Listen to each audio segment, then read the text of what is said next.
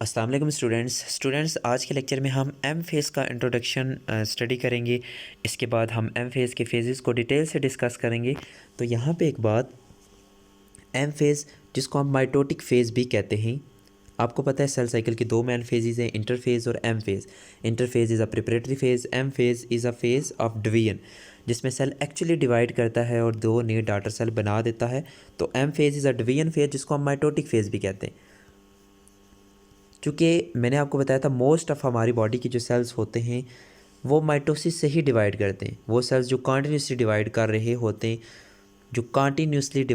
होते हैं, constantly divide कर रहे होते हैं हमारी बॉडी के सेल्स, वो माइटोसिस से ही डिवाइड करते हैं। इस वजह से हम एम फेज़ को माइटोटिक फेज़ कहते हैं। और माइटोसिस आपको पता है जिसमें एक सेल डिवाइड करता है और दो नए डॉटर सेल बनाता है।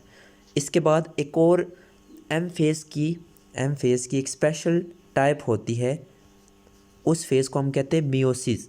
Meiosis is a special type of M phase जो कि हमारे जर्म लाइन सेल्स के अंदर होता है। हमारे germ line cells specific cells होते हैं हमारे रिप्रोडक्टिव ऑर्गन्स के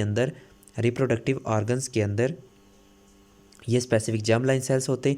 और इन जर्म लाइन सेल्स के अंदर जो एम फेज़ होता है वो होता है मियोटिक फेज़।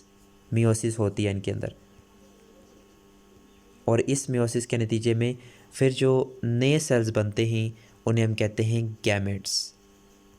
तो सिंपली जो हमारे गैमेट्स बनते हैं वो बनते हैं बाय मियोसिस। और वैसे हमारी बॉडी के ओवरऑल जो सेल्स डिवाइड कर रहे होते हैं कॉन्टीन्यूसली, वो माइटोसिस से ही डिवाइड करते हैं। तो जो एम फेज़ होता है, जो माइटोटिक फेज़ होता है, जो एम फेज़ होता है उसे हम माइटोटिक फेज़ ही कहते हैं या माइटोसिस कहते हैं। ठीक है, तो मियोसिस एक स्पेशल टाइप की डिवीजन होती है जो जस्ट हमारे जर्म लाइन सेल्स के अंदर होती है। ठीक है, तो वैसे हम एम फेज़ को माइटोटिक फेज़ कहते हैं। अच्छा, mitotic phase is a phase of division, ये आपको पता है। It is short phase of cell cycle. अगर हम इसको इंटरफेज से कंपेयर करें तो ये शॉर्ट फेज़ है, जैसे हमने पहले डिस्कस किया था। This phase takes less time as compare to interphase.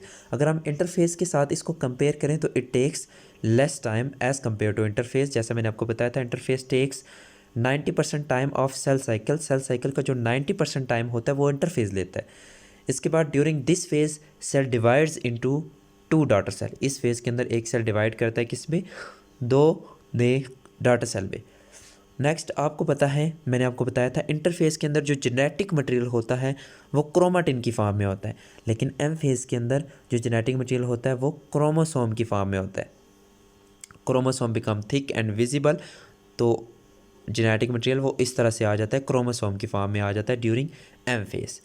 इसके बाद नेक्स्ट होता है, हम एम फेज़ को फर्दर डिवाइड करते हैं कैरियोकाइनेसिस में और साइटोकाइनेसिस में।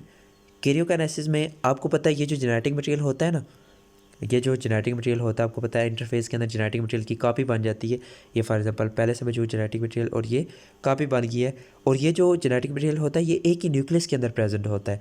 तो एम फेज़ के अंदर पहले क्या किया जाता है, एक न्यूक्लियस से दो न्यूक्लियस बनाए जाते हैं, एक सेल के अंदर दो न्यूक्लियस बनाए जाते हैं। ठीक है, इस प्रोसेस को हम कहते हैं कैरियोकाइनेसिस।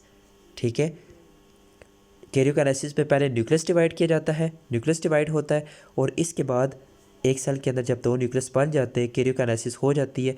फिर आता है साइटोकाइनेसिस, और इस साइटोकाइनेसिस में सेल एक्चुअल में डिवाइड करता है इस तरह से और दो नए डॉटर सेल बना देता है जिनके अंदर अपना अपना न्यूक्लियस, अपनी अपनी ऑर्गेनेलिस, सारी चीज़ें होती हैं। तो M phase is divided in two main phases, karyokinesis and cytokinesis. Karyokinesis मतलब डिवीजन ऑफ न्यूक्लियस, या फिर जेनेटिक मटेरियल की डिवीजन को भी, जेनेटिक मटेरियल की सेपरेशन को भी कहते हैं, क्योंकि आपको पता है जो जेनेटिक मटेरियल की कॉपी होती है ना वो होती है इंटरफेज के अंदर। तो वो जेनेटिक मटेरियल पहले से मौजूद जो जेनेटिक मटेरियल होता है उसके साथ जुड़ा रहता है। ठीक है, तो जेनेटिक मटेरियल जो जुड़ा रहता है ना, वो जेनेटिक मटेरियल सेपरेट कैसे होती हैं दोनों कॉपीज़ कैरियोकाइनेसिस में, और दो न्यूक्लियस कैसे बनते हैं, इसी कैरियोकाइनेसिस में ही बनते। और साइटोकाइनेसिस में सेल एक्चुअल में डिवाइड करता है और दो नए डॉटर सेल बना देते हैं। इसके बाद अगर हम कैरियोकाइनेसिस को फर्दर आगे डिस्कस करें तो इसके भी फेजेस हैं आगे। Karyokinesis divided in prophase, metaphase, anaphase and telophase. ये डिफरेंट फेजेस हैं कैरियोकाइनेसिस के, उनको फर्दर हम आगे डिटेल से डिस्कस करेंगे। तो ये हो गया एम फेज का ब्रीफ सा इंट्रोडक्शन। तो मज़ीद आपको एम फेज से रिलेटेड कोई क्वेश्चन है तो नीचे कमेंट सेक्शन में आप पूछ सकते हैं। अल्लाह हाफिज़।